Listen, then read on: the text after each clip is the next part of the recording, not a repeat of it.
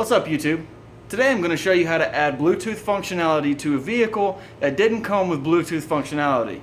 If you've got a factory radio with an auxiliary input, this will work perfectly for you.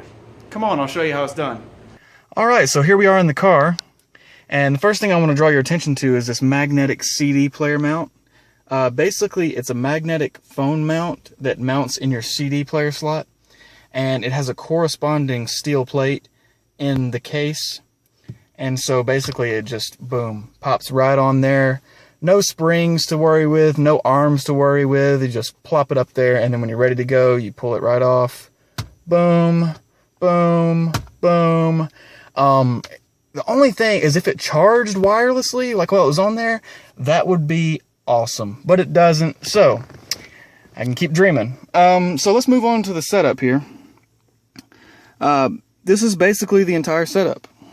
And what we've got here is a standard cigarette outlet to the actual Bluetooth unit to a 3.5 millimeter auxiliary cable, which then is converted into RCA cables.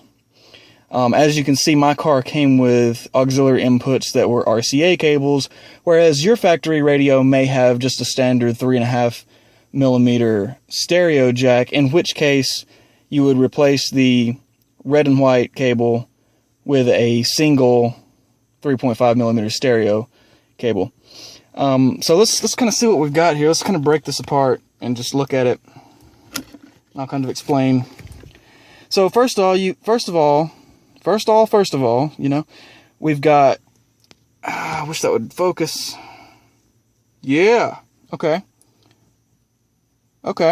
Awesome. Alright, so what you got first is this Bluetooth unit, and this is the unit that actually receives the audio signal. The only thing that the USB is providing is power, and I have an outlet right here that provides 5 volts USB. So that's the unit, and then coming off of it is the 3.5 millimeter stereo jack. Just a standard stereo jack. You're probably familiar with it if you ever used a headphone. Now let me see if I can plug all this back up with one hand. And success.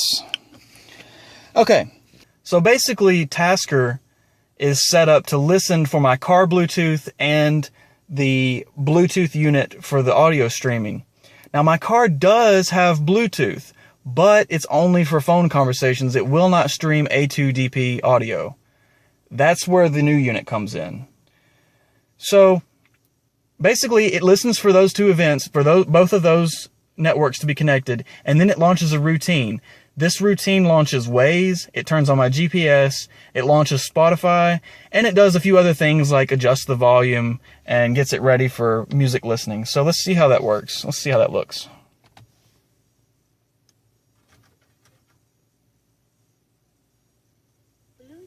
Mode paired.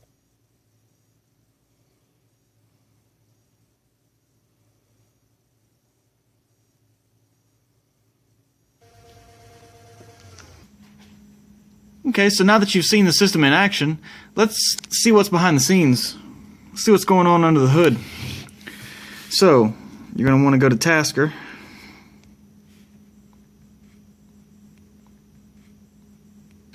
Okay, so let me explain what's going on here. This is Tasker. We got a freaking blank slate. So, alright, what we're going to do is we're going to hit a plus, and we're going to say, I want to...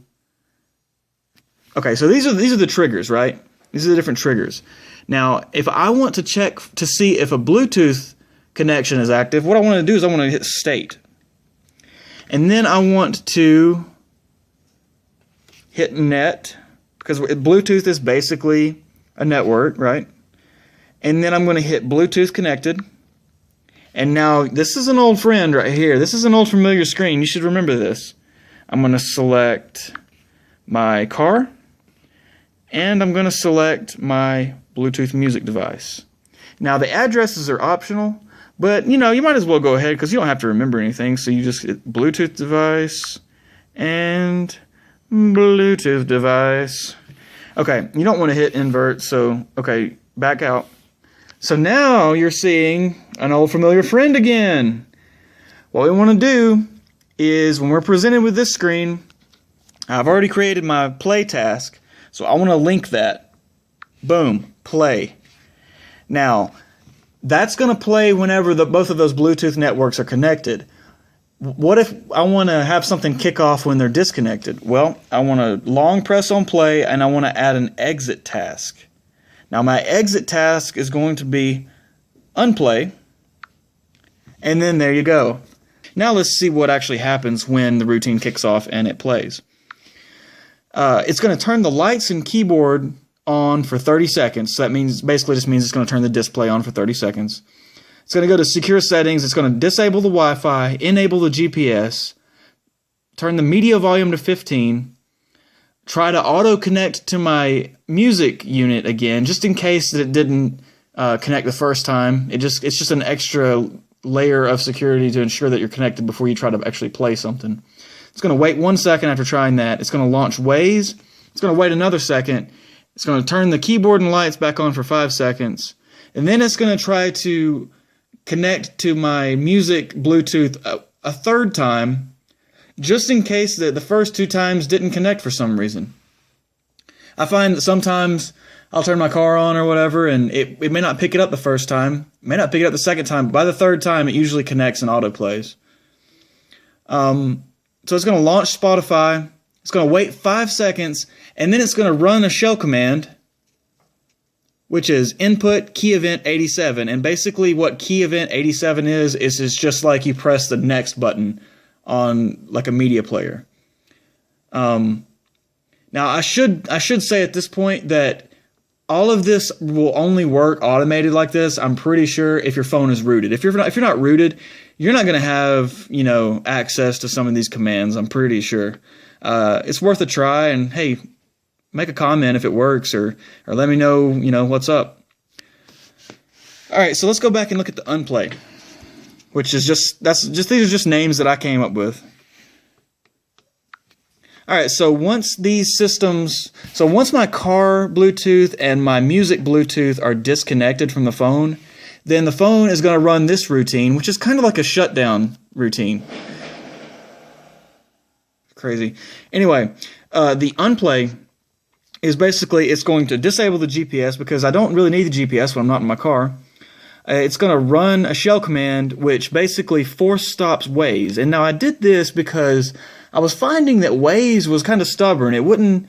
The standard kill app command wouldn't work. So I find that actually forcing a force stop really will kill Waze. It's going to enable the Wi-Fi, get it ready for, when I get home and ready to get on my Wi-Fi. It's going to wait 5 seconds, and then it's going to try, if it hasn't already disconnected from the Bluetooth, it's going to try to force a disconnection via the Bluetooth Auto Connect. And then it's going to set my media volume back down to a more reasonable level, which I've chosen as 7. You can download these exact profiles off of my website. I've got a link in the description. And if you want to buy the Bluetooth unit, I've got a link for that too. If you like this video, go ahead and smash that like button. If you want to see more videos like this, go ahead and smash that subscribe button. Dirty out.